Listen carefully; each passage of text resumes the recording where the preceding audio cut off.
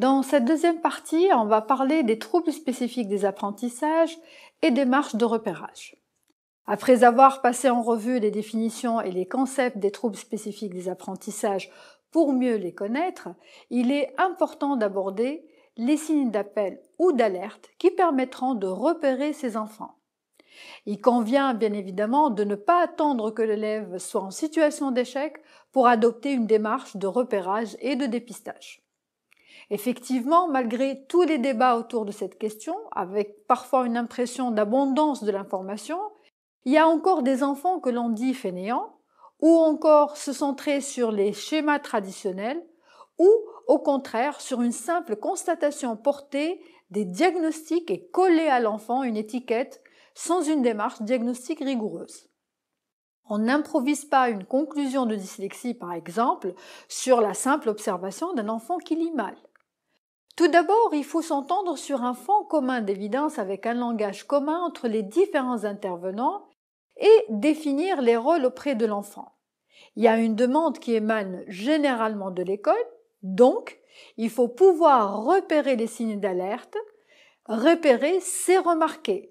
Porter une attention particulière aux difficultés relatives du langage oral ou écrit, des apprentissages en général, quelle que soit leur nature ou leur intensité. En milieu scolaire, le repérage est du ressort des enseignants. Il s'appuie sur les outils d'évaluation des compétences et la connaissance fine des élèves par l'enseignant. Le repérage suppose de ne pas négliger ou banaliser la difficulté, le retard, la performance déficitaire. Ceci permet justement de limiter l'enchaînement des difficultés et permettre l'adaptation de la pédagogie. Les parents peuvent repérer les difficultés scolaires, les retentissements dans la vie quotidienne et sont capables de les décrire. Ils ont une vision globale des difficultés de leur enfant. Le repérage effectué par la famille apporte également des informations sur d'éventuels troubles existants chez les parents ou la fratrie. La proximité des enseignants avec les enfants les positionne en acteurs privilégiés du repérage de ces troubles. La question que l'on peut se poser, comment faire la différence entre difficultés ordinaires ou difficultés en rapport avec des troubles spécifiques des apprentissages? D'autant plus que la difficulté est une étape normale de l'apprentissage et que chaque élève, et cela à un moment ou à un autre de sa scolarité, peut se trouver en difficulté d'apprentissage. Pour cela, tous les enseignants qui ont en charge des processus pédagogiques doivent s'approprier simplement des connaissances du cerveau en tant qu'outil de traitement de l'information, de penser les étapes de traitement cognitif et donc de repérer les difficultés et enfin pouvoir intervenir. D'une manière générale, les signes qui doivent alerter l'enseignant sont la nature même de la difficulté, la persistance des difficultés du langage oral, écrit ou de la coordination motrice, et ceci malgré les réponses pédagogiques proposées. Il existe en fait de plus en plus d'outils étalonnés qui sont destinés aux enseignants pour être formés et sensibilisés à ces troubles. De nombreux pays disposent de ces outils qui portent essentiellement sur la maîtrise du langage oral et écrit.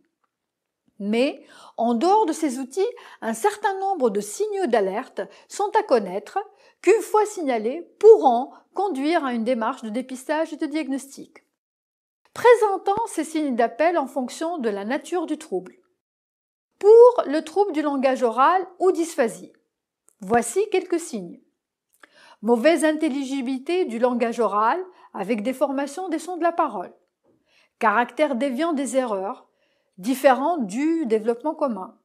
Production de mots isolés ou ordre non respecté dans la phrase.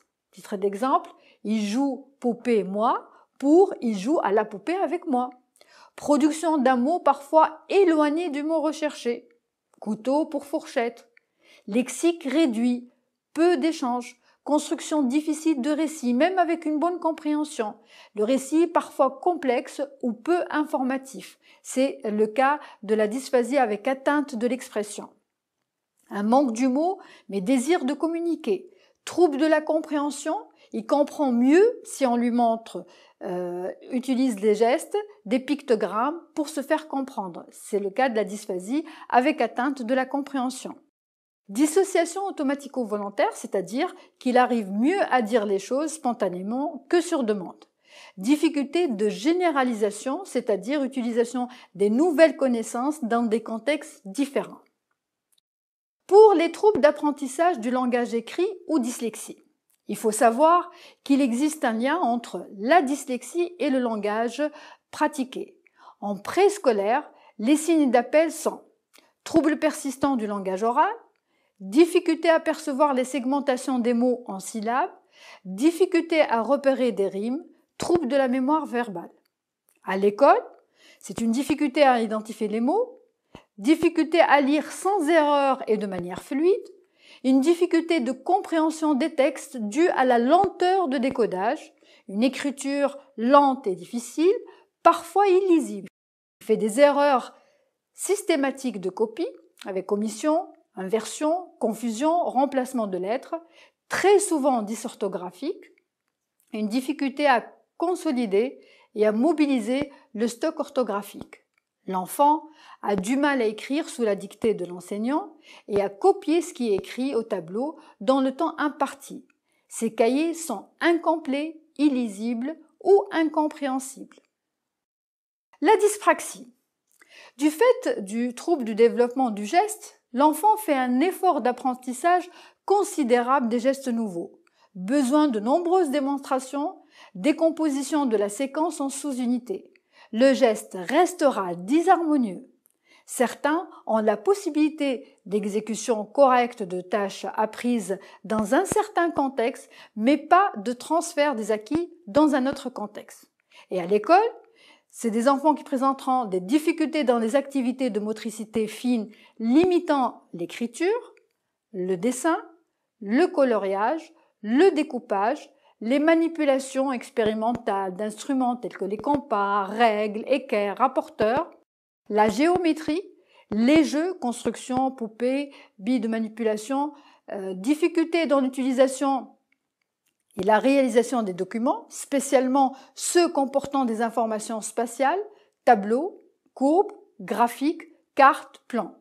Difficulté pour se repérer dans l'espace, en particulier pour se déplacer dans des lieux peu familiers, se repérer sur un plan, un modèle ou une feuille.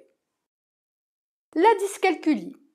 On peut repérer la dyscalculie s'il y a difficulté lors du dénombrement et utilisation fréquente des doigts ou autres objets pour compter, difficulté à lire et à écrire des nombres, lire 26 pour 62, écrire 707 pour 77, lire 6 pour 9. Difficulté à effectuer des opérations arithmétiques, à retenir l'étape de multiplication. Difficulté à saisir, à utiliser les termes mathématiques, la différence, la somme, la quantité, plus que, moins que, 2 fois plus que. Difficulté à comprendre les énoncés des problèmes mathématiques, à gérer l'argent, orientation visio-spatiale déficitaire, avec difficulté à s'orienter dans l'espace, problème en géométrie. Le trouble déficitaire de l'attention avec ou sans hyperactivité. L'élément central du trouble consiste en un déficit des processus cognitifs. Un enfant souffrant de déficit d'attention aura souvent de grandes difficultés à être attentif, se mettre au travail, ne pas se disperser, s'organiser, rester attentif à ce qu'il fait. Il lui est très difficile d'intégrer plus d'une consigne à la fois ou à ne pas oublier la seule consigne qu'on vient de lui donner. Un oiseau qui chante, une feuille qui tombe, de l'arbre, un rien viendra le distraire. Il n'arrive pas à faire le tri parmi toutes les sollicitations de son environnement.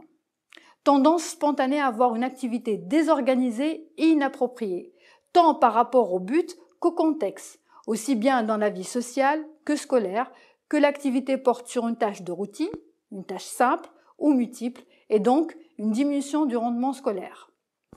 Difficulté à gérer son comportement, principalement son impulsivité et son hyperactivité. Il est important de bien repérer ces troubles afin de permettre une identification précoce et de mettre en place des interventions adaptées et efficaces.